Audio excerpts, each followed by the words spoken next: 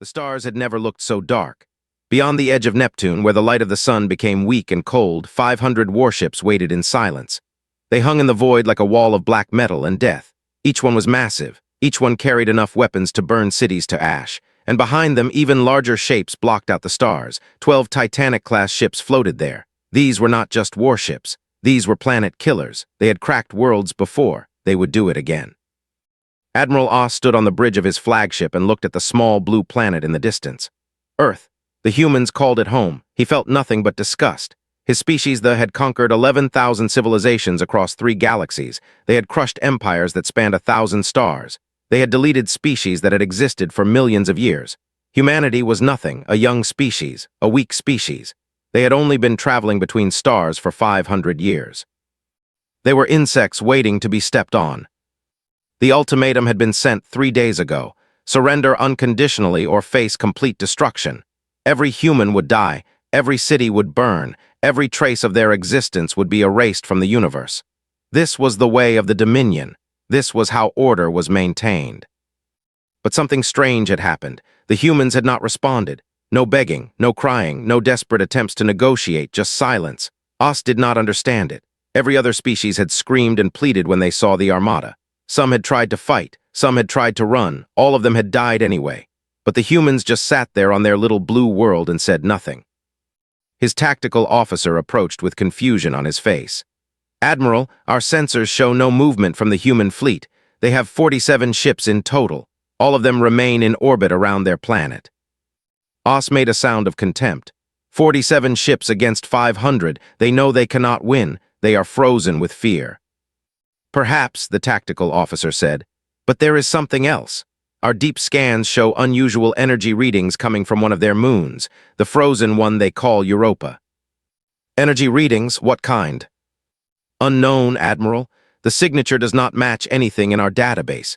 It appeared 6 hours ago and has been growing stronger." Oss waved his hand dismissively. "It is nothing, probably some mining operation. Begin the approach. We will give them one more chance to surrender, then we delete them." Far away on the surface of Earth, the situation was very different from what Oss imagined. The United Terran Council had gathered in an underground bunker beneath the Alps. 200 of humanity's most important leaders sat in a massive chamber, and fear filled the air like a poison. They had all seen the images of the alien armada. They had all read the reports of what they had done to other species. Complete extinction. Not a single survivor, not a single record left behind. Defense Minister stood at the central podium. Her face was pale, but her voice was steady. "Our combined fleet cannot win this fight. We have 47 vessels. They have 500 warships and 12 planet killers. If we engage them directly, we will be destroyed in less than an hour." The chamber erupted in chaos. Some leaders shouted for surrender. Others demanded that they fight anyway. A few simply sat in silence, tears running down their faces. The end had come. Humanity was going to die.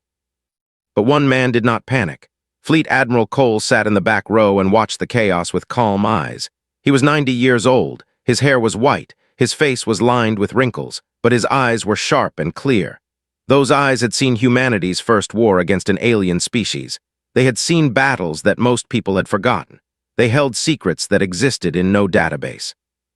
Slowly, Admiral Cole stood up. He did not shout. He did not wave his arms. He simply stood there and waited. One by one, the other leaders noticed him. The shouting died down. The chamber became quiet. Everyone knew who Cole was. Everyone knew his reputation. When he had something to say, people listened. "We will not need 47 ships," he said. His voice was soft, but it carried through the entire chamber. "We will only need one." Confused murmurs spread through the crowd. Defense Minister frowned. "Admiral Cole, what are you talking about? One ship cannot fight 500. Cole smiled. It was not a happy smile. It was the smile of a man who knew something terrible and wonderful at the same time. He pulled out a small device and entered a code. A code that had been passed down through generations of fleet admirals. A code that existed in no computer system. A code that had not been used in 300 years. "There are things about our history that most people do not know," Cole said. "Secrets that we keep hidden for good reason, but now the time has come." He pressed the final button and transmitted the signal. "Coordinates Echo Prime 1, authorization confirmed." Thousands of kilometers away, beneath the frozen surface of Europa, something heard the signal. Deep in the ice, where no sunlight had reached for billions of years, lights began to flicker. Ancient systems that had been sleeping for 3 centuries started to wake up. Power flowed through corridors that had been dark and silent for longer than most humans had been alive. A reactor hummed to life, but this was not a normal reactor. This was something older, something different. It pulled energy from places that modern science said did not exist. The ice around it began to melt. The frozen moon groaned as something massive started to move. And then, rising through kilometers of ice and frozen water, a ship began its ascent. It was not a large ship by modern standards, only 400 meters long. Its design was old and strange. Its hull was covered in scars, thousands of them. Each scar was a mark of battle. Each dent was a memory of war. This ship had fought more battles than any vessel in human history. It had faced enemies that would make them look like children. The ship broke through the surface of Europa in an explosion of ice and steam. For a moment, it hung there in the weak light of the distant sun. Old, battered, covered in the wounds of 300 years of war. But not broken, never broken. The UTS Defiance was awake, and it was very, very angry. On the bridge of the ancient frigate, screens flickered to life. Data flowed through systems that had been updated and modified countless times over the centuries. And in the captain's chair, a figure opened her eyes. Captain Vance looked at the tactical display showing 500 enemy warships and smiled. "Finally," she said, "I was getting bored." The Defiance turned toward the distant armada and began to accelerate. 1 ship against 500. The odds were not in humanity's favor. Or so the believed. Admiral Oss received the sensor report and could not believe what he was reading. A single vessel had appeared from behind the 4th planet's moon. It was moving toward the armada at a speed that should have been impossible for a ship of its size. But that was not the strange part. The strange part was that it was alone. 1 ship, his tactical officer made a sound that was close to laughter. The humans send 1 ship against 500. Have they lost their minds? Oss did not laugh. Something felt wrong. He had conquered hundreds of species. He had seen desperate last stands and suicide attacks. But this felt different. This felt like something he did not understand. "Scan that vessel," he ordered. "I want to know everything about it." The tactical officer worked his controls. Data appeared on the main screen. Then his laughter died. His face changed from amusement to confusion to something that looked like fear. "Admiral, there is a problem. The ship's energy signature does not match anything in our database. Our computers cannot identify its reactor type. Its weapon systems are reading as unknown, and there is something else." He paused and swallowed hard. "The ship is old, very old. Our analysis says it was built at least 300 years ago, but its technology is reading as more advanced than ours in several areas. That should not be possible." Oss leaned forward in his command chair. He looked at the image of the approaching ship on his screen. It was small compared to his warships, maybe 400 meters long, a frigate class at best. Its design was strange and ancient, but what caught his attention was the hull. It was covered in damage marks. Thousands of them, scars from plasma weapons, dents from kinetic impacts, burn marks from explosions. This ship had been in more battles than Oss could count. "How is it still flying?" he whispered. "A ship cannot survive that much damage." Before anyone could answer, a communication signal came through. It was broadcasting on all frequencies. Every ship in the armada received it. Every screen on every vessel displayed the same image. An old woman sat in a captain's chair. Her hair was white and cut short. Her face was lined with wrinkles and marked with scars. She wore a uniform that looked ancient, with symbols and badges that had not been used for centuries, but her eyes were what made Oss feel cold. Those eyes were not the eyes of an old woman. They were hard and sharp and completely without fear. They were the eyes of a predator. "This is the UTS Defiance," the woman said. Her voice was calm and steady. "Designation FR001, first of the line. I am Captain Vance of the Terran Founding Fleet." Oss checked his database. Vance. The name appeared in old human records. She had been a captain during humanity's early years in space. She had died 287 years ago, but the woman on his screen was very much alive. "You have threatened our," Captain Vance continued. "You have threatened our children. You have promised to delete our species from existence." She paused and tilted her head slightly. "You are not the first to make such promises." The Defiance transmitted a data packet to every ship in the Dominion Armada. Oss opened it and felt his blood turn to ice. It was a list, a very long list. Names of species, names of empires, names of civilizations that had once existed in the galaxy. 11,000 entries. Each one had a note next to it. The note was the same for all of them. One word, TERMINATD. The swarm, Captain Vance said.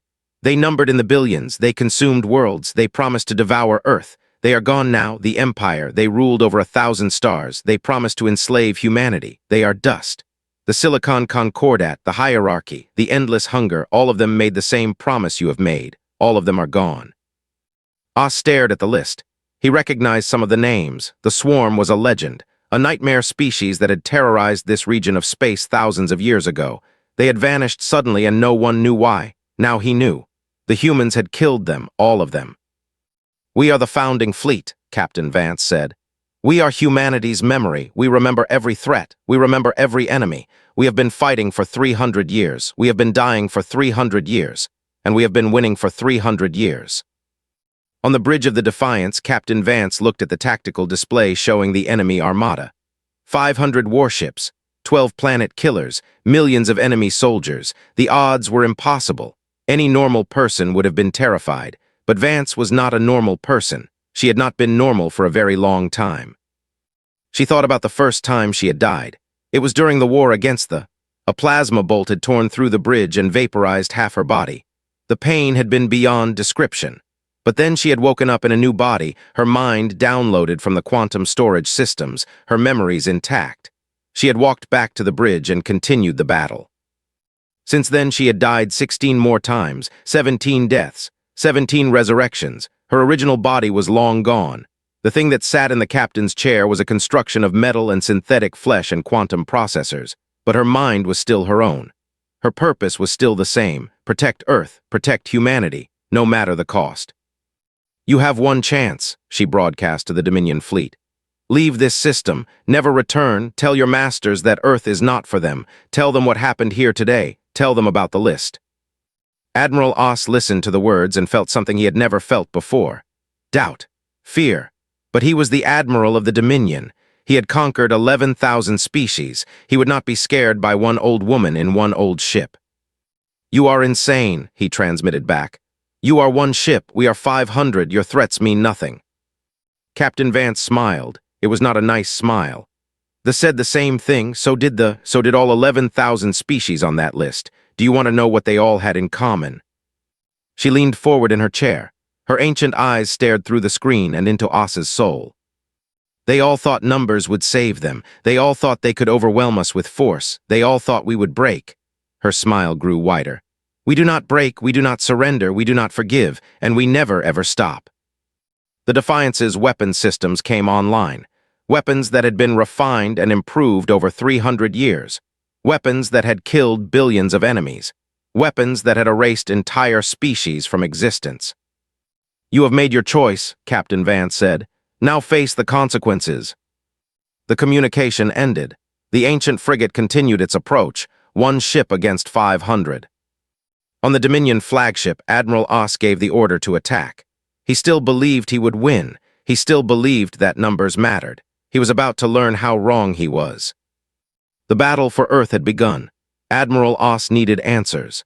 As his fleet prepared for battle, he ordered his intelligence officers to search every database they had, every archive from every conquered species, every scrap of information about humanity's history. He needed to understand what he was facing.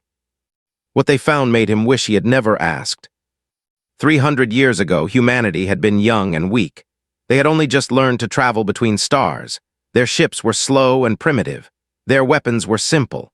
They were like children taking their first steps into a dark forest full of monsters. And the first monster found them quickly. The swarm appeared without warning, billions of creatures that traveled through space in massive living ships. They did not negotiate. They did not trade. They only consumed. Planet after planet fell to them. Species after species was devoured. They were coming for Earth, and humanity had no way to stop them. But humans were different from other species. When faced with extinction, they did not give up. They did not accept their fate. Instead, they did something desperate and terrible. They created the founding fleet. 7 frigates were built in secret shipyards hidden in the asteroid belt. But these were not normal ships. Humanity's best scientists worked day and night to create something new. something that should not have existed. The reactors were designed to pull energy from dimensional rifts, tears in the fabric of space itself. The weapons could unmake matter at the atomic level. The armor was made from materials that had no name in any language. But the ships were only part of the answer.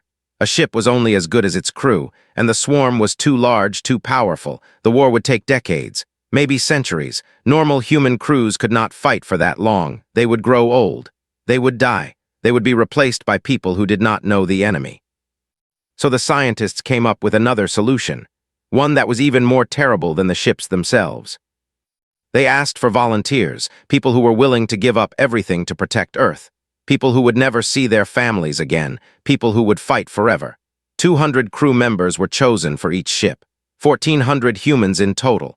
They said goodbye to everyone they loved, then they walked into the conversion chambers. The process took 3 days.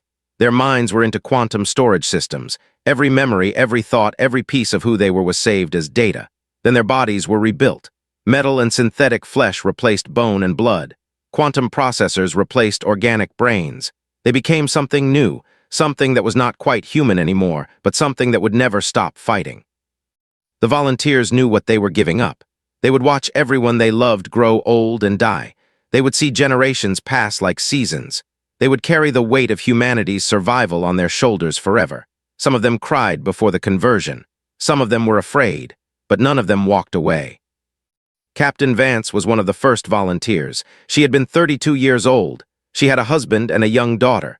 She held them both one last time before she walked into the chamber. Her daughter was crying. Her husband tried to be strong, but she could see the tears in his eyes. "I will protect you," she whispered to them. "I will protect everyone, I promise." That was the last time she saw them as a human being. When she emerged from the conversion chamber, her body was new. Her mind was the same but different, sharper, faster, connected to the ship systems in ways that normal humans could not understand. She was the first captain of the first frigate, the Defiance. The war against the lasted 47 years. The 7 frigates of the founding fleet hunted the swarm across 3 star systems. They destroyed billions of. They lost ships and crew members along the way. Some were damaged beyond repair. Some were destroyed completely, their quantum cores shattered, their crews lost forever. But they won. The last ship was destroyed on a cold morning in the year 2287. The swarm was extinct. Humanity was safe. For a while, the Empire attacked 20 years later. They had watched the war against they had seen humanity weakened and tired. They thought it was the perfect time to strike. They were wrong. The founding fleet, now reduced to 5 ships, met them at the edge of the solar system. The war lasted 63 years. The Empire was erased from existence. Then came the Silicon Concordat. Then the hierarchy. Then the endless hunger. Enemy after enemy came for Earth. Some wanted to conquer, some wanted to destroy, some wanted to consume. It did not matter. The founding fleet was always waiting. Over 3 centuries, the ships were destroyed one by one. Their crews were lost. Their memories were added to the memorial wall, but the Defiance survived. It was damaged countless times. Its hull was covered in scars. Its systems were rebuilt and upgraded again and again, but it never stopped. It never gave up. Captain Vance died 17 times during those 300 years. Each time her body was destroyed, her mind was restored from backup. Each time she opened her eyes in a new body and went back to work. She watched her crew members die and be reborn. She added name after name to the memorial wall. She forgot what it felt like to sleep. She forgot what food tasted like. She forgot so many things about being human. But she never forgot her promise. She never forgot the faces of her husband and daughter as she walked into the conversion chamber. They were long dead now, passed away centuries ago. But she still fought for them. She still fought for their descendants. She still fought for every human child who looked up at the stars and dreamed of the future. Now, as the Defiance approached the Armada, Captain Vance thought about all the enemies she had faced, all the species that had threatened Earth, all the battles she had fought and won. They were strong. They were numerous, but they were not special. They were just another name to add to the list. "All hands," she broadcast to her crew of 173 digital minds. "Battle stations. This is what we were made for. This is why we gave up everything. Let us show these invaders what it means to threaten our home." The Defiance powered up its weapons. 300 years of war had taught them many things. They had learned how to kill efficiently. They had learned how to survive impossible odds. They had learned that numbers did not matter when you had nothing left to lose. Admiral Oss read the intelligence report and felt sick. He finally understood what he was facing. Not just a ship, not just a crew. He was facing 300 years of rage and grief and determination. He was facing humans who had given up their humanity to protect their species. He was facing ghosts who refused to stay dead. For the first time in his long career, Admiral Oss wondered if he had made a terrible mistake. The battle began with fire and light.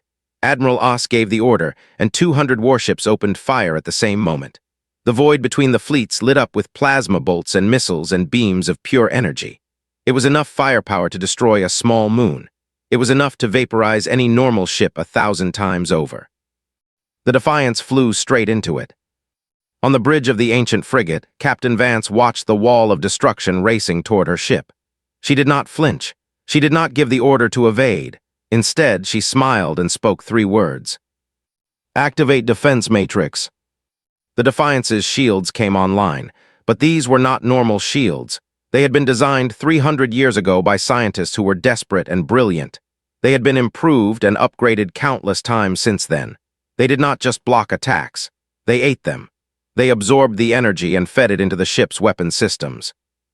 The plasma bolts hit the shields and disappeared. The missiles exploded against barriers of twisted space and did nothing. The energy beams were swallowed by fields that bent light itself. The Defiance flew through the storm of fire and emerged on the other side completely undamaged. Oss stared at his tactical display in disbelief. "That is impossible. We hit them with enough firepower to crack a planet." "Admiral," his tactical officer said, his voice shaking, "the enemy ship is accelerating. It is heading directly for our forward line." The Defiance reached the first Dominion warship in less than 30 seconds. It was a heavy cruiser 3 times the size of the frigate. Its captain had enough time to feel afraid before the Defiance's main cannon fired. A beam of white light touched the cruiser's hull. For a moment, nothing happened. Then the entire ship came apart. Not in an explosion, it simply fell to pieces as if every bolt and weld had been undone at the same moment. The atomic bonds holding the metal together had been broken. The crew of the cruiser died so fast they did not even have time to scream. Defiance did not slow down. It moved through the Dominion fleet like a wolf through a flock of sheep. Its weapons fired in every direction. Each shot was precise. Each shot was deadly. The digital minds of its crew worked together in perfect coordination, processing information faster than any organic brain could manage. They had fought together for 300 years. They knew each other's thoughts before they were spoken. They were not just a crew. They were one being with 173 parts. Oss watched his ships die and could not understand what he was seeing. The Defiance was everywhere. It moved with impossible speed, changing direction in ways that should have torn any ship apart. It seemed to know where every attack would come from before it was fired. It was not fighting his fleet. It was hunting them. "All ships concentrate fire on that vessel," he screamed into his communicator. "Surround it, overwhelm it, it is just one ship." 300 warships formed a sphere around the Defiance. They fired from every direction at once. There was no escape. There was no way to dodge. The ancient frigate was hit by thousands of weapons at the same moment. When the light faded, the Defiance was still there. Its shields were flickering. Parts of its hull were glowing red from the heat, but it was still alive, still fighting. Captain Vance checked her damage reports. Minor hull breaches on decks 7 through 12. Shield generators at 60%. Reactor stable. Acceptable losses. "Return fire," she ordered. "Full spread. Show them what 300 years of war has taught us." The Defiance's weapons ports opened. Dozens of secondary cannons emerged from hidden compartments in the hull. They fired together in a single devastating wave. 37 Dominion ships died in less than 2 seconds. The battle lasted 7 hours. 7 hours of constant fighting. 7 hours of death and destruction. The Dominion threw everything they had at the ancient frigate. They used tactics that had conquered 11,000 species. They used weapons that had cracked worlds. Nothing worked. By the 4th hour, half the Dominion fleet was gone. The survivors were starting to panic. Some tried to retreat. The Defiance hunted them down with cold efficiency. Some tried to surrender. Captain Vance accepted their surrender and moved on to the next target. She was not cruel. She was not enjoying this. She was simply doing what she had done for 300 years, protecting Earth. In the 6th hour, Admiral Oss made a desperate decision. He ordered his Titanic-class ships to fire their main weapons. These were the planet killers. Their primary cannons were designed to crack the crust of a world and turn it into a ball of molten rock. Using them against a single ship was insane, but Oss was out of options. All 12 Titanic ships fired at once. 12 beams of pure destruction converged on the Defiance. The energy was beyond measurement. It was enough to destroy a world. It was enough to shatter a moon. It hit the ancient frigate directly. For a moment, the Defiance disappeared in a ball of white fire. On the Dominion flagship, officers cheered. They thought it was over. They thought they had won. Then the fire faded. The Defiance was still there. Half its port side was gone. Atmosphere was leaking from dozens of breaches. Its reactor was screaming warnings. 3 of its engines were completely destroyed. 47 crew members had been lost, their quantum cores destroyed beyond recovery. But it was still alive, still fighting. Captain Vance sat in her chair and felt the pain of her dying ship. Her connection to the Defiance was deep and complete. She felt every wound as if it were her own body being torn apart. But pain was an old friend. She had felt it many times before. She opened a communication channel to the Dominion flagship. Admiral Oss appeared on her screen. He looked like a man who was seeing a ghost. "You will have to do better than that," Captain Vance said. Her voice was calm despite the chaos around her. "They hit us harder than that. They had weapons that could tear holes in space itself. Do you know what happened to them?" She did not wait for an answer. "They are dust now, just like you will be." The Defiance turned toward the Titanic ships. Its main cannon was still functional. One by one, the planet killers died. They were the largest ships in the Dominion fleet. They were supposed to be invincible. They fell apart like toys. By the 7th hour, only the flagship remained. Admiral Oss sat in his command chair, surrounded by the bodies of his bridge crew. They had been killed by secondary explosions when the Defiance had made a close pass. He was alone now, alone with his failure, alone with his fear. The Defiance positioned itself directly in front of the flagship. It was barely holding together. Its hull was covered in new scars. Fire burned in dozens of compartments, but its main cannon was pointed directly at Oss's ship. "Why?" Oss managed to transmit. His voice was weak and broken. "Why do you fight so hard? It is just one world, one small planet among billions. Why do you sacrifice so much for it?" Captain Vance looked at him through the screen. For a moment, her ancient eyes softened. She thought about her husband, her daughter, the faces of everyone she had loved and lost, the generations of humans who had lived and died while she kept fighting. "Because it is home," she said simply. "Because our children are there, because we made a promise and we do not break our promises." The flagship's weapons were still online. Oss could have fired. He could have tried one last attack, but he did not. Instead, he lowered his head and spoke 2 words. "I surrender." The battle was over. 500 warships and 12 planet killers had faced one ancient frigate. The frigate had won. On Earth, billions of humans watched the broadcast and wept. Some cried from relief, some cried from pride.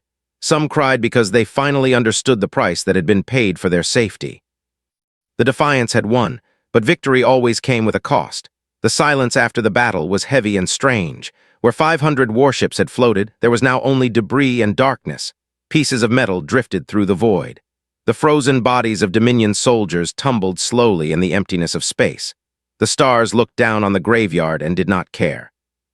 In the middle of it all, the Defiance floated like a wounded animal. Smoke poured from dozens of holes in its hull. Emergency lights flickered red through broken windows. Its engines sputtered and died, then came back to life, then died again. The ancient frigate had won, but it had paid a terrible price. Admiral Oss was taken prisoner along with 40,000 Dominion soldiers who had survived the battle. Their ships had surrendered when they saw what happened to those who fought. They were transported to Earth in human vessels that arrived hours after the battle ended. They expected to be tortured. They expected to be killed. That was what the Dominion did to prisoners.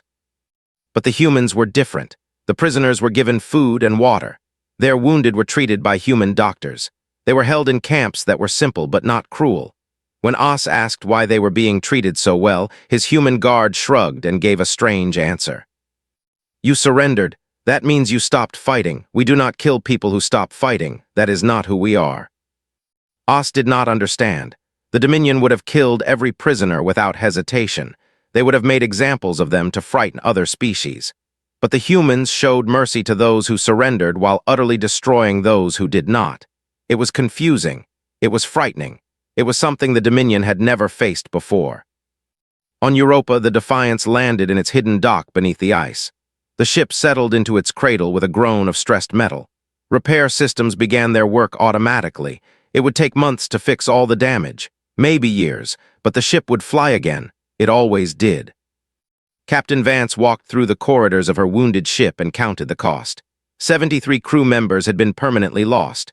Their quantum cores had been destroyed beyond recovery. Their minds were gone forever. They had served for decades. Some had served for centuries. Now they were just names on the memorial wall. The memorial wall was the heart of the Defiance.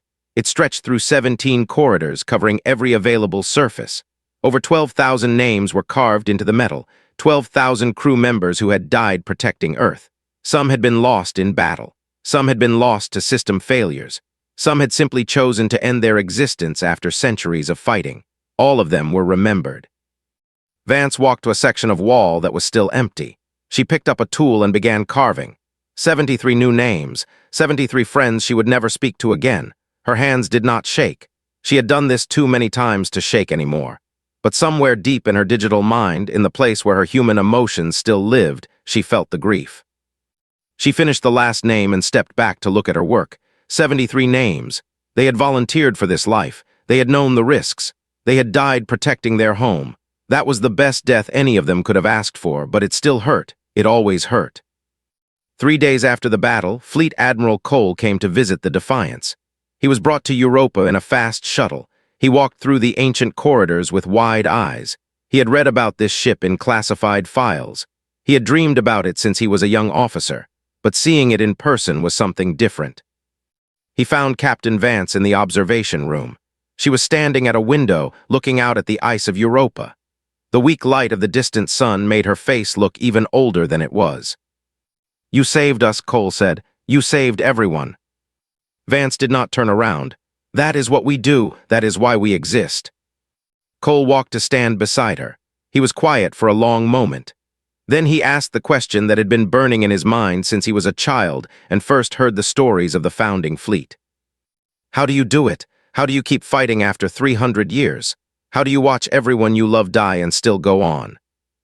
Vance finally turned to look at him. Her eyes were ancient and tired. But there was something else in them too, something that looked like peace. "When I was human," she said, "I had a daughter. Her name was Maya. She was 3 years old when I walked into the conversion chamber. She cried and held onto my leg and begged me not to go." Vance paused. A strange expression crossed her face. It might have been a smile. It might have been grief. "I told her that I had to go. I told her that I was going to protect her. I told her that I would always be watching over her, even if she could not see me." Cole listened in silence. He could see the weight of 3 centuries in her eyes. "Maya grew up," Vance continued. "She got married. She had children of her own. I watched from a distance. I could not contact her. It would have been too painful for both of us. But I watched. I watched her grow old. I watched her take their first steps. I watched her die peacefully in her sleep at the age of 97. She turned back to the window. Her reflection stared back at her from the glass. That was 250 years ago, but I still remember her face. I still remember the way she cried when I left, and I still remember my promise."